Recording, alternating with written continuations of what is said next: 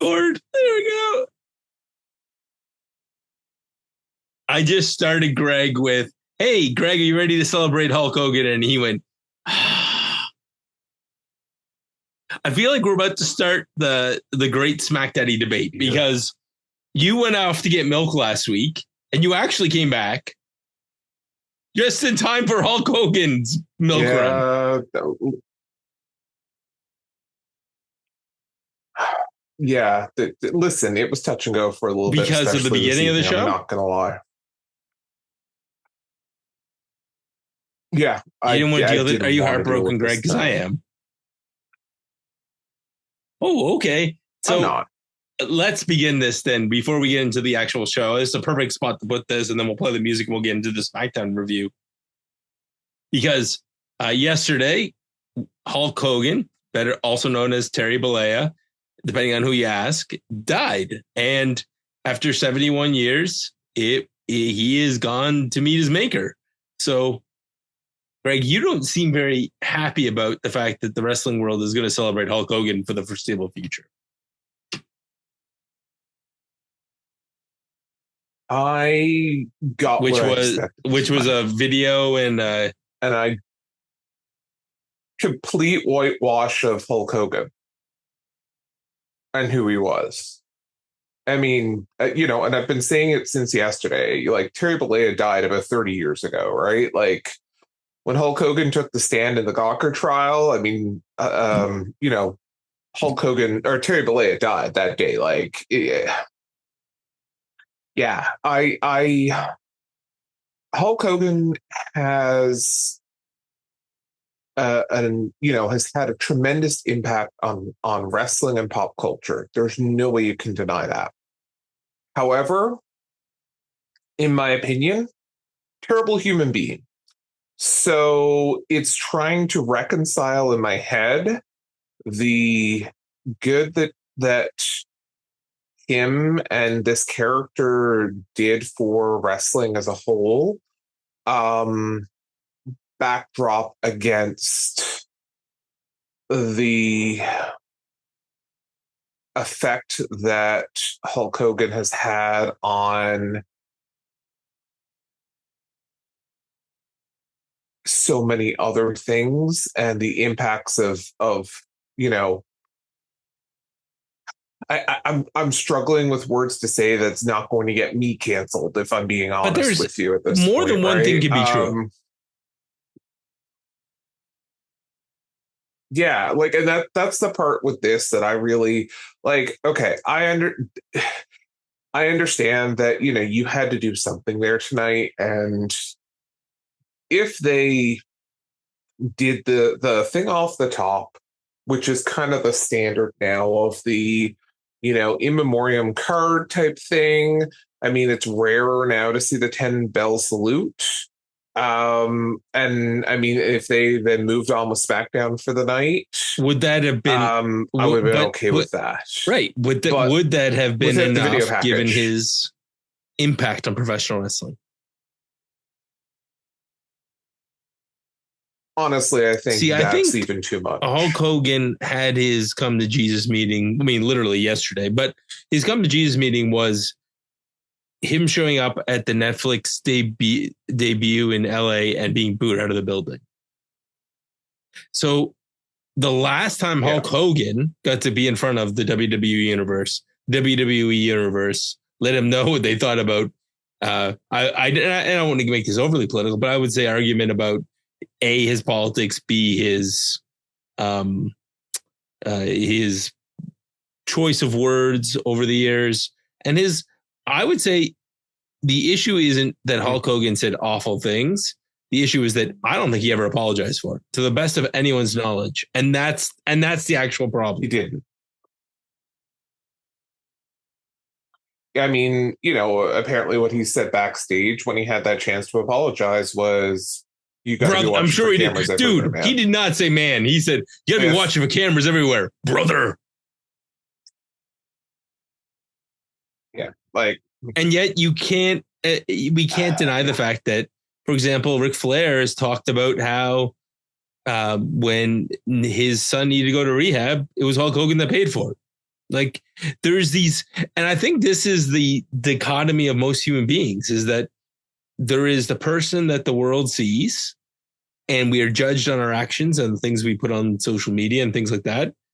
And when we screw up, the judgment of a man or a woman, and or whatever gender you want to call yourself, the judgment of a person's character would probably be the best way to say it now, is based on how it's not when you fall, it's how you handle that fall and how you get back up and try and make it up to the people around you. It's based on their actions, right? And yeah, I struggle, particularly in recent years, in separating the actions and the nostalgia of the 80s and 90s Hulk Hogan versus the, as you rightly put, the politics, the racism Terry Bollea of the man that So, well, again, I don't think they're the same person. Like, I'm not. I think Terry Bollea died about 30 years ago. I think at this point in his head, it's all Hulk Hogan. Like, or I mean, I should say in his head, because like he's alive now. Yeah. I don't think that Terry Bollea, and the other thing I would say is 30 years. I think I can have a bit of compassion for him because of the things when he said them. He was going through a messy divorce that was obviously at least half his fault. And the other thing is, we have all said horrible things when the cameras weren't rolling. And yeah, I always feel bad judging somebody on their worst day. And I would say that was probably one of the worst days for Terry Bollea, going through a divorce, being secretly filmed for a sex tape. On the other hand, he did kill Gawker, so good for him for that. Yeah, I wonder if that was his worst day, though, Brad. Right, it's the worst day that obviously we may know about. Like, got to be more to call. I mean, Terry Bollea died without meeting his grandchildren because his daughter separated herself from the rest of the family. So, like, there is stuff there, and part of you just got to feel bad for the fact that at some point many times from the sounds of things, he tried to get his life together and it just didn't. And yeah, like by all accounts, he was, in the gym the other day and didn't wake up another day. So I feel bad that he never got a chance to try and redeem himself in some way. And I don't like the idea that people are celebrating the fact that a person is dead. It's like, you should never be celebrating somebody else's death. Yeah. I don't know.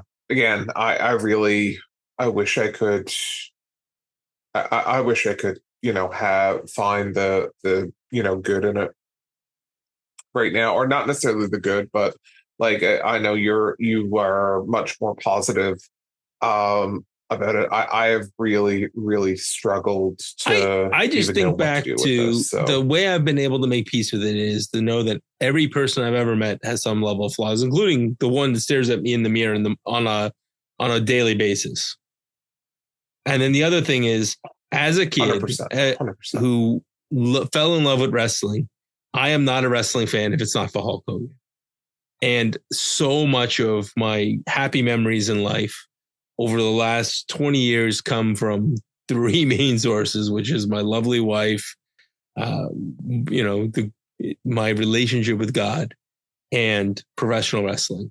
Many of my friends, many of my long-term relationships have all come from those one of those three sources.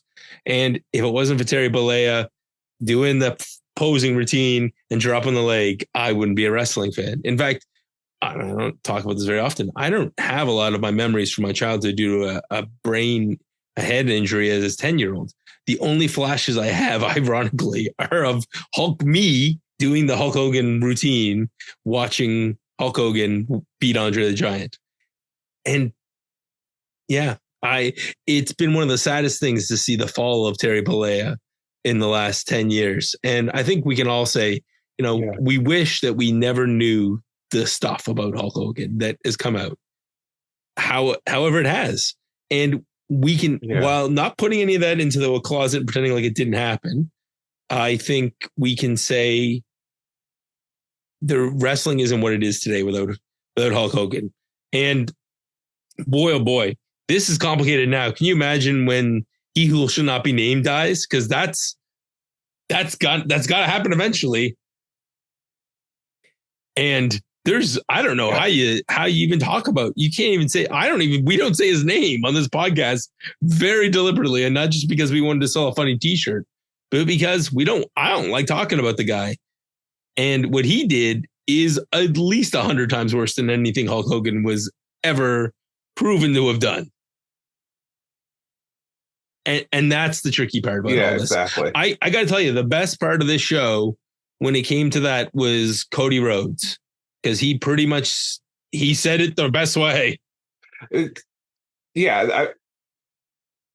Cody Rhodes is the only one tonight who didn't whitewash. And I mean, Cody didn't go in the deep end or anything like that. No, he said very simply, I'm struggling to search and have the words to address the complicated feelings that we're all having remembering Hulk Hogan. But nevertheless, I want to thank him for what he's meant to wrestling. And I think that is Cody articulated in many ways what most of us are feeling right now. Now, meanwhile, I did get to leave work a half an hour early today because my boss let me leave a little bit early because I showed him the Hulk Hogan meme. How do I talk to HR and do I get some time off for bereavement? Because he died, brother. That's right. Your brother died. All right. There's no easy way to do this. Yeah. I'll probably put some music in here. And part of me wants to put in Real American, but we'll just play the theme song and we'll just move on.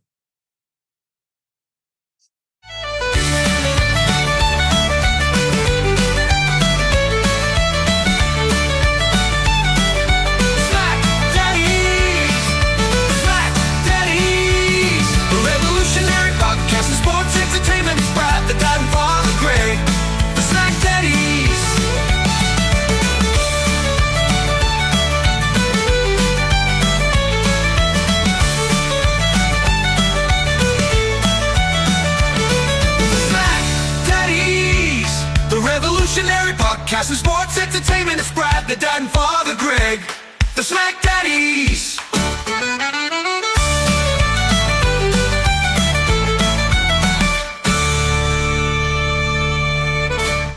So hello friends and welcome to your SmackDown review for the Hub.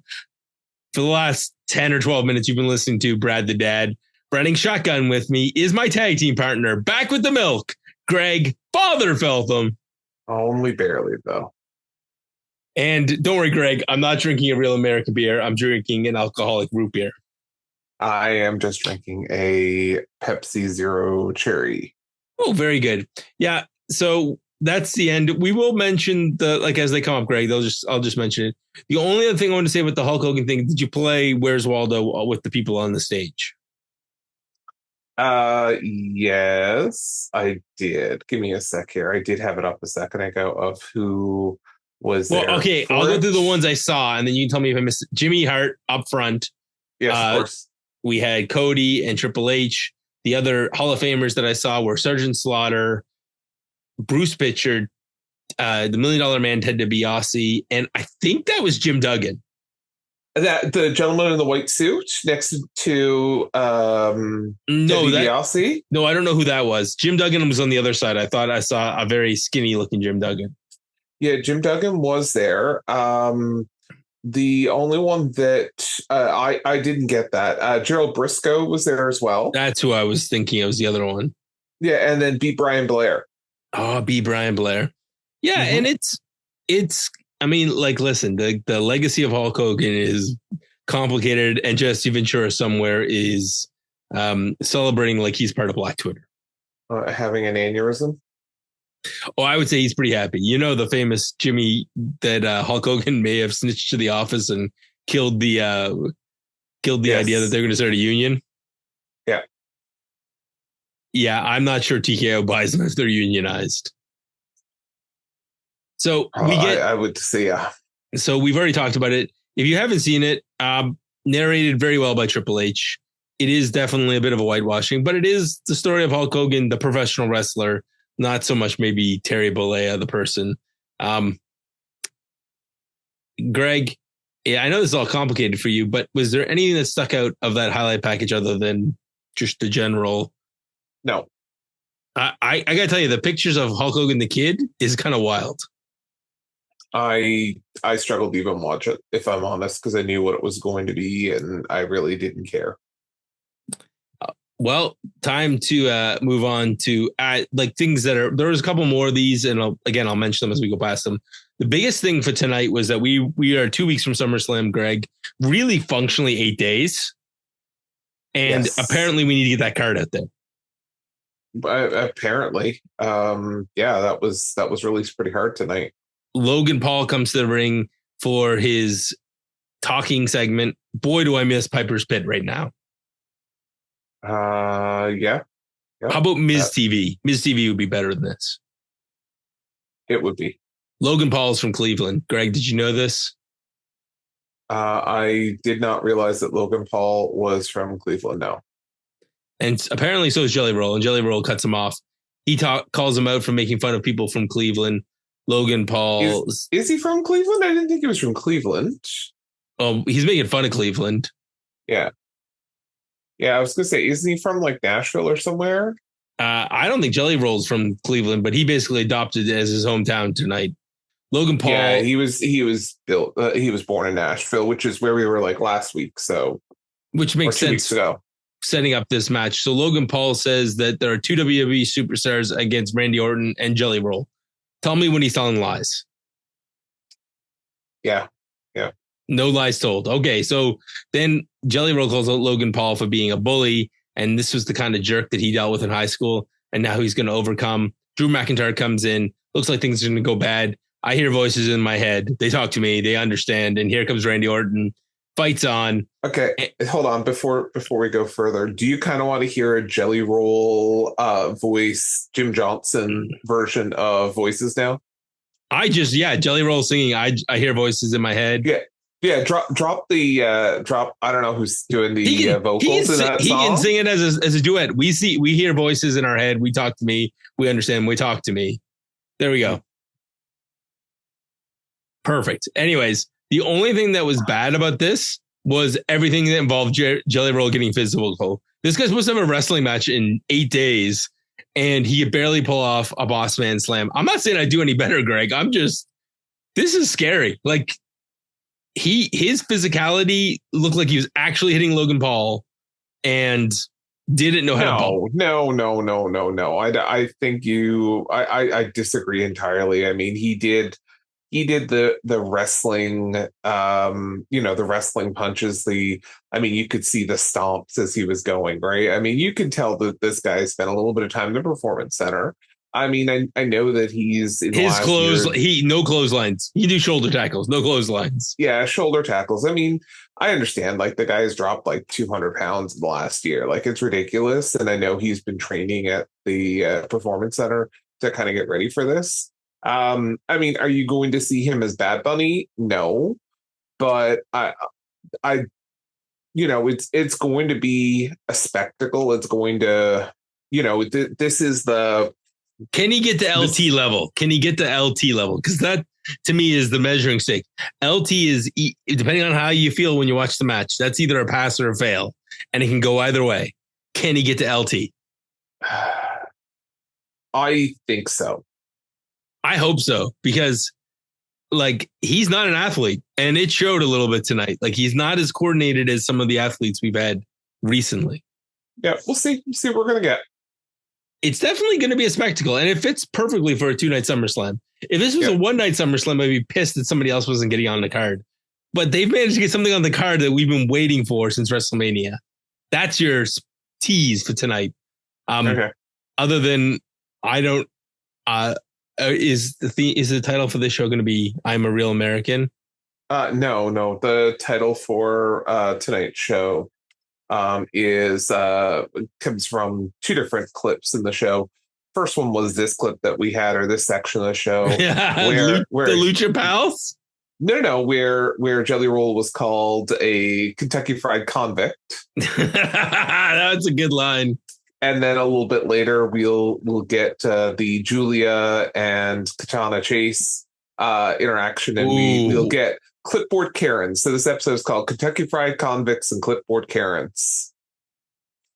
We get an amazing promo for the Lucha Pals showing them doing lucha things. I skipped through this. Craig, when I saw this, I was like, oh dear God, I'm not watching Lucha Pals. And there's a movie coming out called Bad Guys, which has a luchador scene in it. Again, fast forward through this. Charlotte is out with Alexa, who will be facing Roxanne Perez, who's accompanied by Raquel Rodriguez. Right. Greg, I knew how this was going to end before we started. Yes. Because Alexa starts hot. She gets beat down due to a cheap shot. And this whole match just is building towards the referee distraction, which causes Charlotte and Raquel to get into it. When Raquel rallies, we get basically a twisted Bliss to the outside. Somewhere in this, Alexa cracks her nose. Yeah, it looks like Alexa broke her nose on the twisted Bliss or something. Yeah, because I don't think it was when Roxanne hit her, because Roxanne just rolled her up for the 1-2-3, holding the ropes. And the champs win. So the heels win the not friends win the first one. The heels win the second one. And then what's going to happen next week, Greg? Next week is probably going to be all four of them in a match. Well, at SummerSlam, but I think we'll get an 8-women tag where we'll get some of the Raw women and some of the SmackDown women on one side and the other. Probably.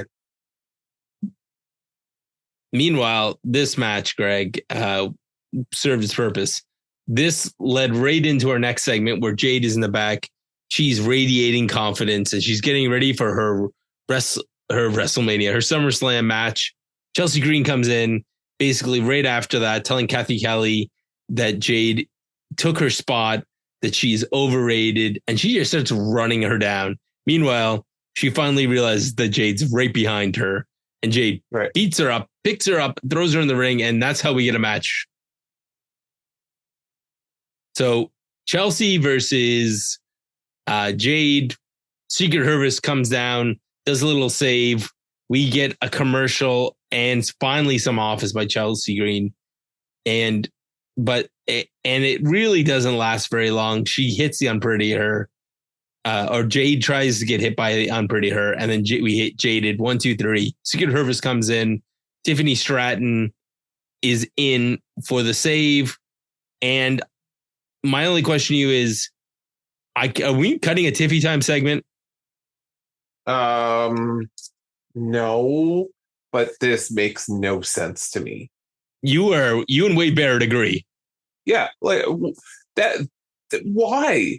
Why would you do that? Like, I'm not saying that Tiffany needs to be a squeaky clean baby face, but like, why would you come in to save the person that you're going to be facing next week? And oh, by the way, who's going to kick your ass? I mean, I don't know if Jade is going to win now, but since Naomi, has the other title, I don't know if it makes sense for Jade to win. Oh, I think that's the best way to honor Hulk Hogan's memory, is to have those two particular women have all the titles. Let's move on. Greg's like, not being canceled. He is just trying to bait me at this point. We got to remembering Hulk Hogan from 1984 when he took the belt from the Iron Sheik. Cody comes out. We already talked a little bit about how he started his promo. He then talks about the street fight violence. Greg, this is also just before this. We got recap 1. Oh, I didn't turn on my. I didn't turn on. I didn't turn on the soundboard. Okay, no, you didn't. So fine. That's okay. John Cena is going to end up with I don't know. Was that like you weren't here last week? I was not. And you know what? I was thinking to myself after watching that, if John Cena could afford himself, a high-priced lawyer like, I don't know, LA Knight, to throw on the suit again and come back out and challenge the validity of this contract.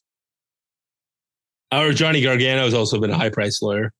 Yeah, or Johnny Gargano, like Tommaso Ciampa, most of the roster. Right.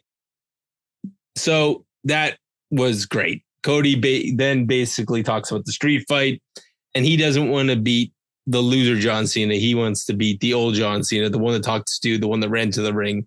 Can he beat the real John Cena to prove himself, Greg? I don't care. You don't want to see Cody win the title? Not really. Listen, it's not too late. I think Hulk Hogan, we could come back and cash in the Hulk Hogan in the bank contract and win the title next week at SummerSlam.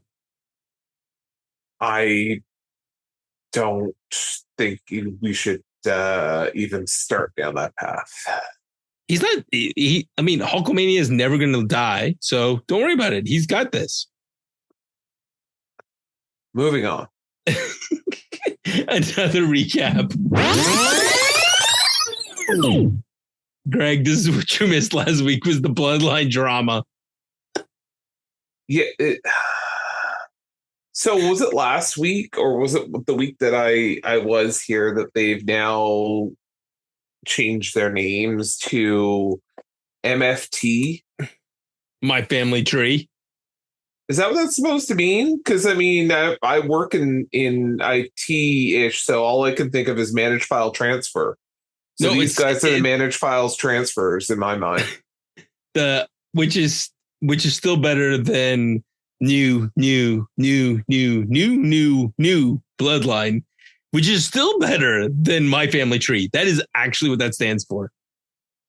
I was like, what the hell is MFT? I'm like, if I need to send a file between two places, that's what I'd use is MFT. My Failing Team. Mission First Tactical. There's an F-bomb that needs to be dropped right in the bit there. Marriage and Family Therapy. All of these are better names for this faction. Hold on. We're going here. Master File Table. Okay, what else? Media Foundation Transformation. Okay. What else we got here? The Marble Freedom Trust. Okay. Mean Field Theory. Ooh, yeah. Micro Four Thirds. My Favorite Thing is also one that you could do. Moral Foundations Theory. There's 55 things this could be. According to what is MFT? Motor fuel tax. Yeah. Mm-hmm. Well, that might make sense because Fatu is all gas, no brakes. Mature fine tailing. Okay, that was a good one.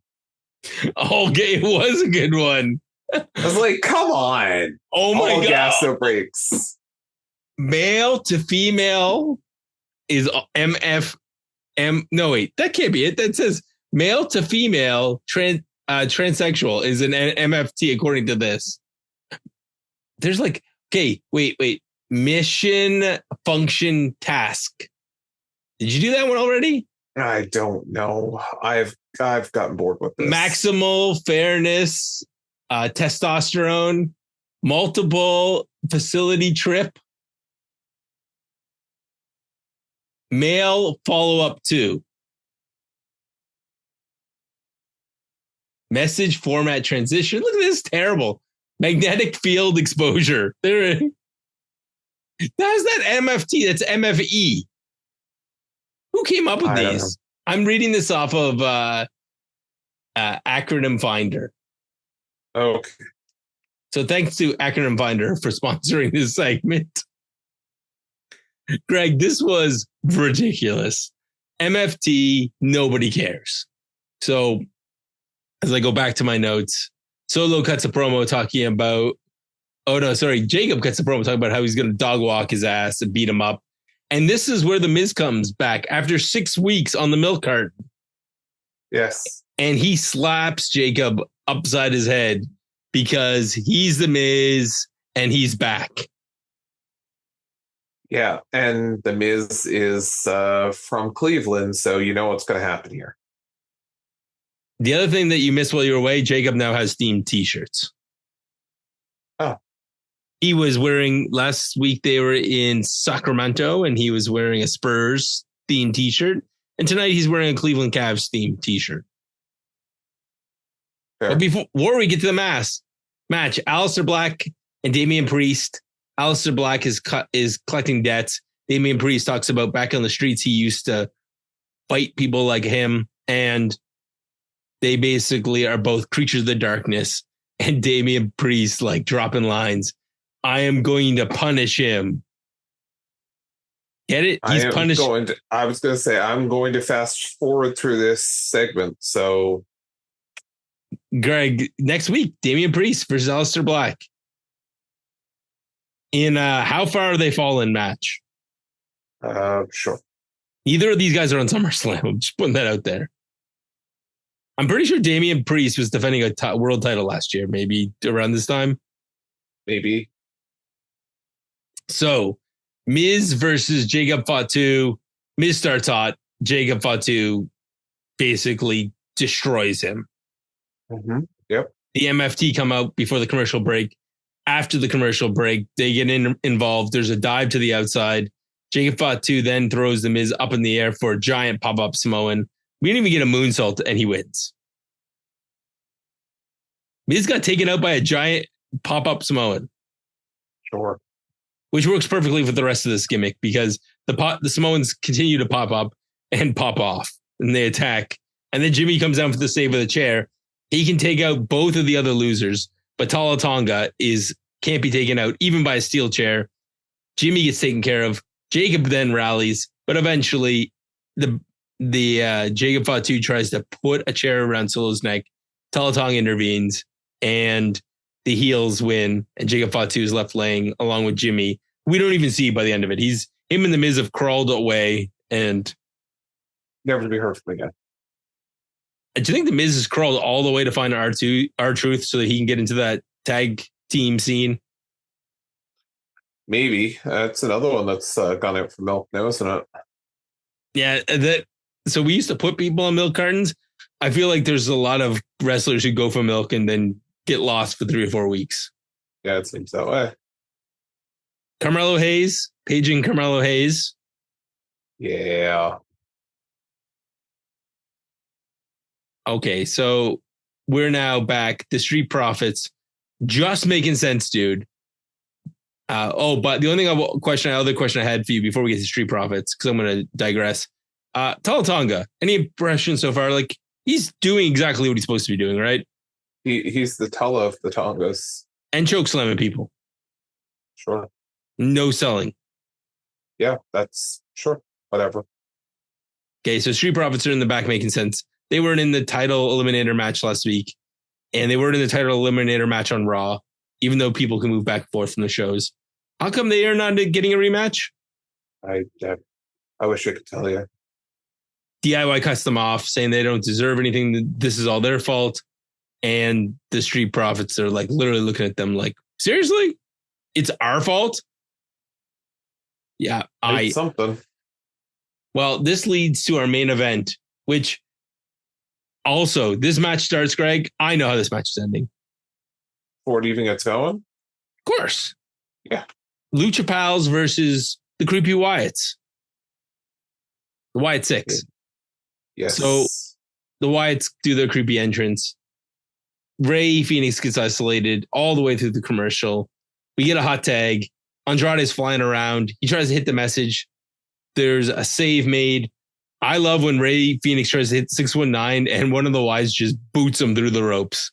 It was effective and beautiful. It's all right.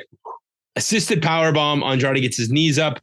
Ray Phoenix jumps over Andrade, taking out one Wyatt. The other Wyatt gets hit by the message, and Nikki Cross pulls the referee out for the DQ. Eric Rowan destroys the Lucha Pals. Braxium comes down. They try to save, but they're overpowered. Motor City Machine Guns come down, and now 4-on-1 they can take out Eric Rowan. Then the Street Profits come down. They're doing big dives to everybody.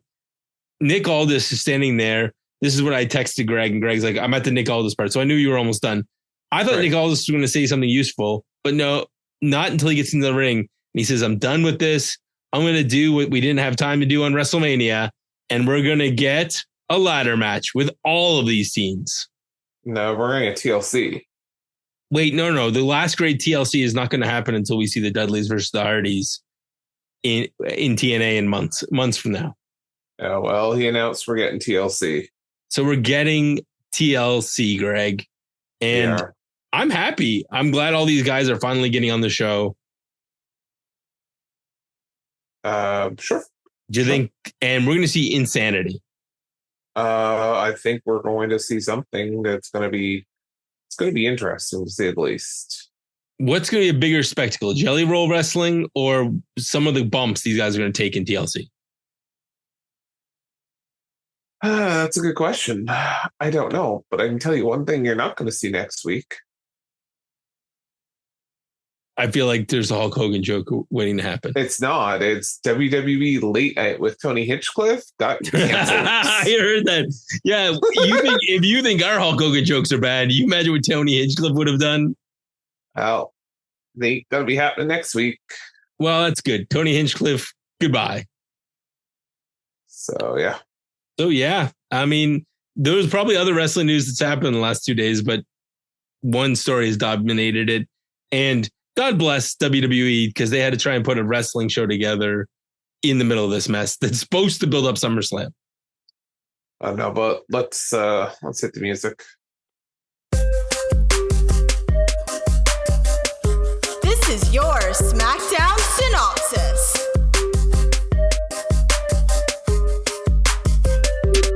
So, Greg, I already know what the answer is, and I will get the buzzer ready. But when I'm just going to put Hulk Hogan stuff. Yeah, there you go.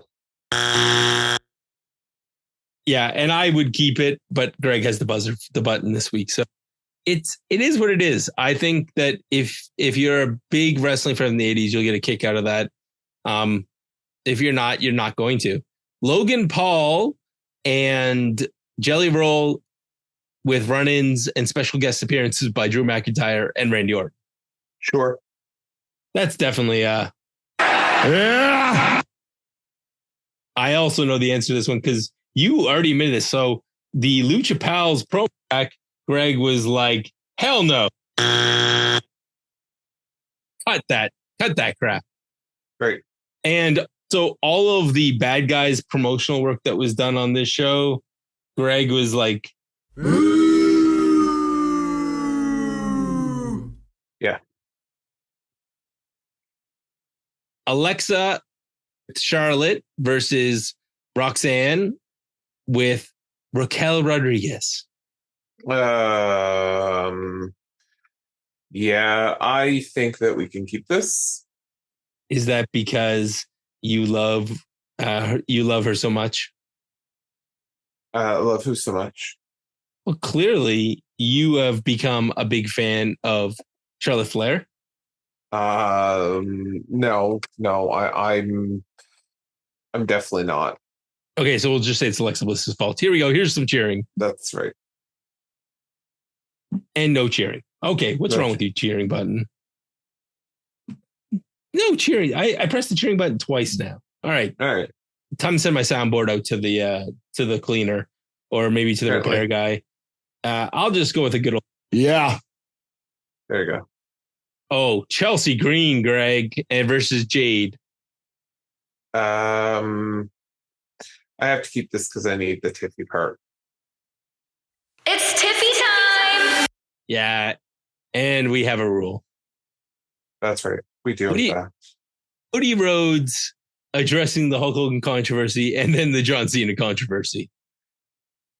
Yeah, I think I could have done without this, if I'm being honest. But I mean, I almost have to keep part of it because he's the only one who said something that was even close to being true. So I don't know. Digital exclusive.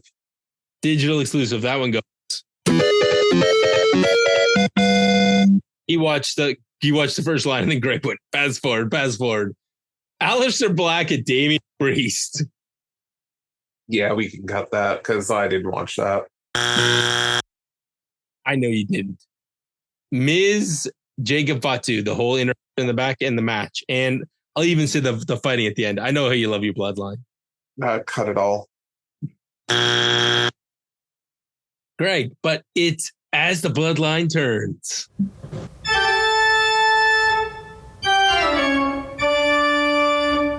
Remember, if there's no bloodline now, there's managed file transfers.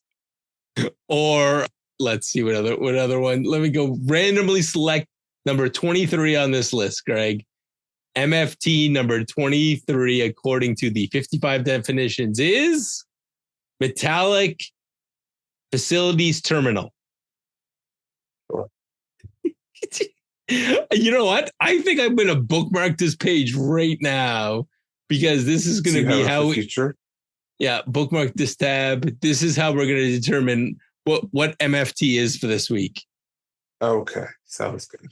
Greg's like, you're insane. This was absolutely insane. On so many levels.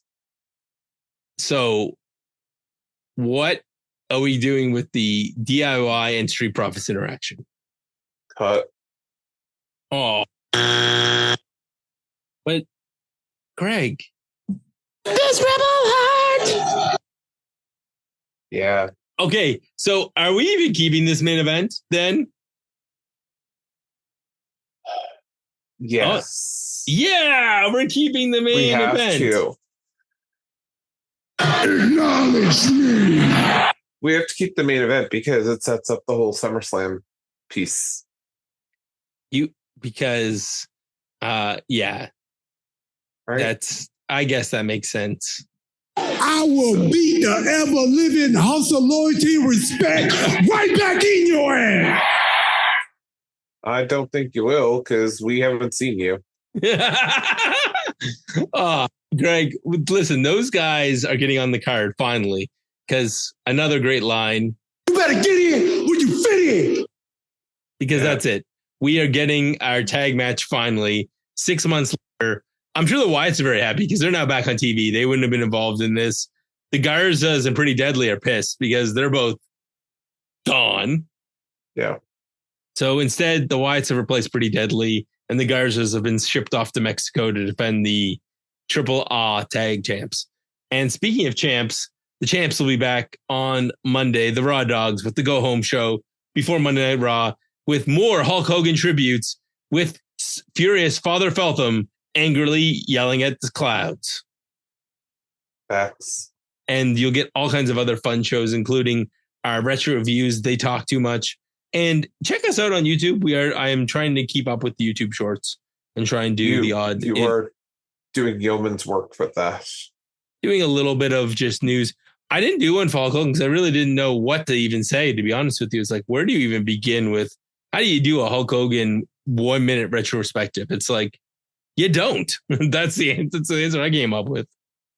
Yeah. So anyways, we'll be back with the old speed run next week. Because you bet your ass. I think at some point we might be called into to review one night of SummerSlam, or as Greg is soon to find out, due to a listener request. Greg, did you not hear about this? Randy didn't call you today?